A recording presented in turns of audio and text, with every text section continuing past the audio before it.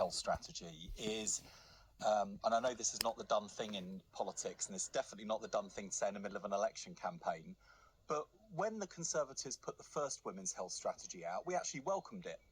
We welcomed both the initiative and the substance, and Dame Leslie Regan, who was the previous government's women's health ambassador, we kept on because she's brilliant and has been a big part of renewing the women's health strategy.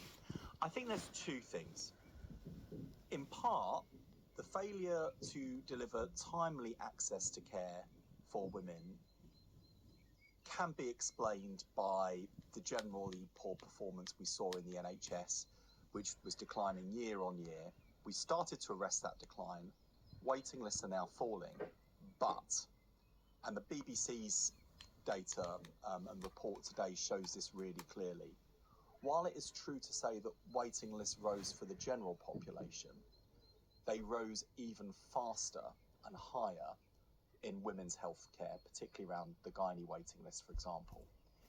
And I think that is a symptom of a deeper culture which we are naming and being unequivocal about in this strategy, which is a culture of medical misogyny, sexism in the NHS, both conscious and unconscious bias, which means even in an NHS that's getting worse, or was getting worse for everyone, it was getting disproportionately worse for women.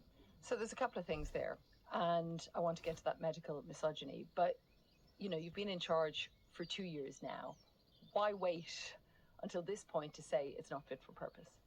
Well, I think a couple of things. I mean, firstly, we haven't been sat on our hands in those 2 years. So waiting lists are falling. The gynecology waiting list has fallen by 30,000. I want to get into that, a drop in the ocean compared to the numbers that there are. And I'll get into the specifics of that in a moment. But, you know, really since it's 2022 that came out, 4 years, I know not in power for all of that time, but for half of it. So what was the delay? Well, and in part because when we came in, there was a lot to sort out across the entire NHS. And we came in, we started with Lord Darcy's diagnosis of the entire system.